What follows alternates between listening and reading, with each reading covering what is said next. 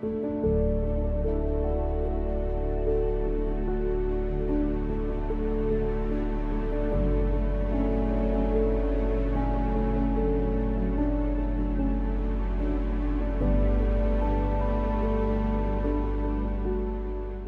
Sale, thank you so much for inviting me over. It's always an honor to spend time with our leaders and, really pick your brain about how to get to the next level. And, one thing is when I came into the business, I see you guys, always recruiting big numbers. And, one thing about our company or about what you guys do is having an opportunity night and not just having an opportunity night, but having a very successful opportunity night where, the environment, where there's etiquettes, where, there's a lot of synergy going on. And I just wanted to pick your brain on how you really, set the tone for that, meaning how do you, conduct the environment? Well, first of all, thank you, Jimmy. Thanks for coming over, man. We're going to have some Absolutely. fun. And so I definitely appreciate you and everything, just having a blast and what we're getting ready to do. I know we have a big event this weekend, so I'm excited about that, right? Right. And you have a ton of people coming down. And I guess just for us to kind of chat a little bit on environment. And I know you guys just opened up your office recently, which is awesome. Congratulations on that, you and Eileen. And it's exciting to see the environment that you guys created within just leaving our office. I mean, you have 150 people showing up, which is solid, and you have guests. I think this is great for us to talk about the environment and the etiquette and opportunity night and opportunity meeting before, during, and after. And then some of the things. So what are some of the things that you guys do to set up the environment? And I know some of the things that we do is we have that high energy at our office where we put the music on, but we have someone greeting their best smiles. Anything that happened outside, we want to create a positive environment inside of our office and get it flowing where people feel good in the office. And I know that you guys kind of spun off and have that and probably have done it better than we are doing it right now. So, what are some things that you guys do? We learned it from you, one thing is when I came into the business, I learned that, this is a business where we can copy other successful people.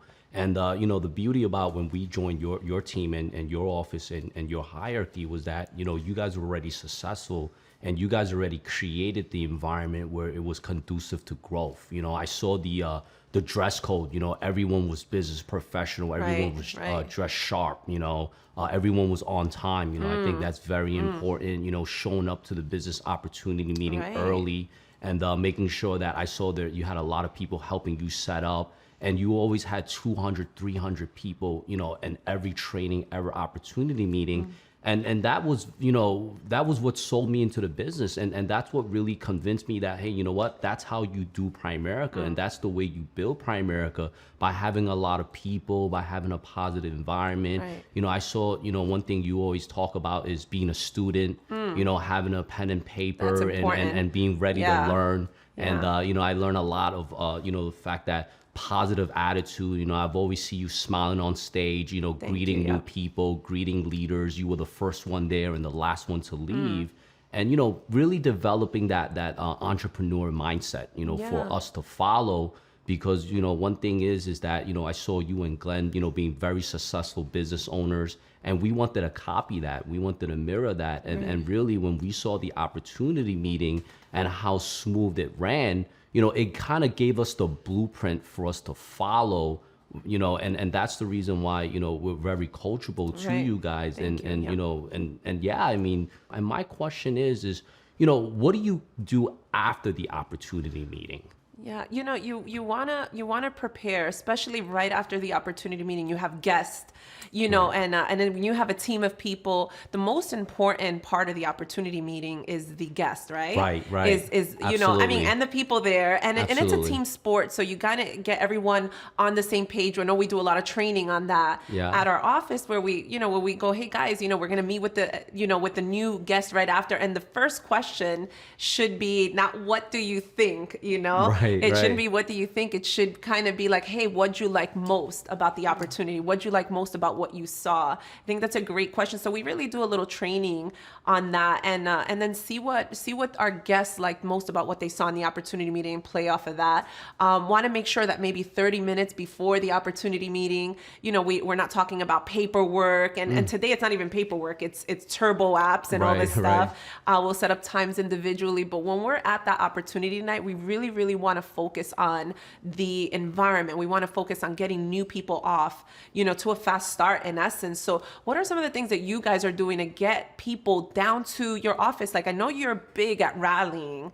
What are some things that you guys are saying to get guys down? Because I'm sure I love to hear what you guys are doing to get people down to the office on opportunity night, to big events. What are you guys saying? One thing I remember, you saying was, the fact that we have to talk about value. I mean, think about our companies that we add so much value to middle income families, whether it's, doing the financial needs analysis or giving them the business opportunity. Right. I think the most important thing about rallying is just, letting them know the value of coming down to a meeting. Absolutely. Or coming down to the opportunity meeting. And I remember you do a lot of training on how we should treat our guests, making sure they feel very welcome and very warm, just don't, let them sit there and just wait, introduce them to other successful people, build commonalities. I remember you did that a Commonality lot. is huge. Absolutely. Yeah. And what are some tips on like commonality and value? Because I think that's those are big.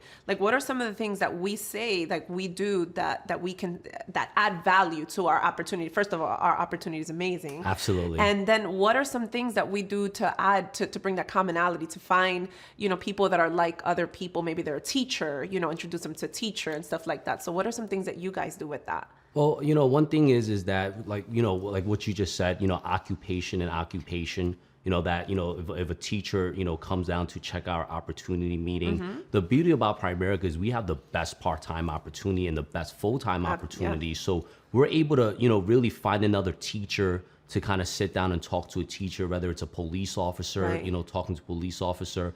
And we also believe in, if someone's, technical, having them sit down with someone else that's technical, maybe or information driven, or someone that's maybe money motivated, or maybe they're on a part-time basis, then we'll, introduce them to other people that are part-time basis. Right. But really, I think, to add the value is that, not only are you and Glenn successful, you have a lot of successful leaders in your organization. You have a lot of successful regional vice presidents in your organization as well. So you breed successful people.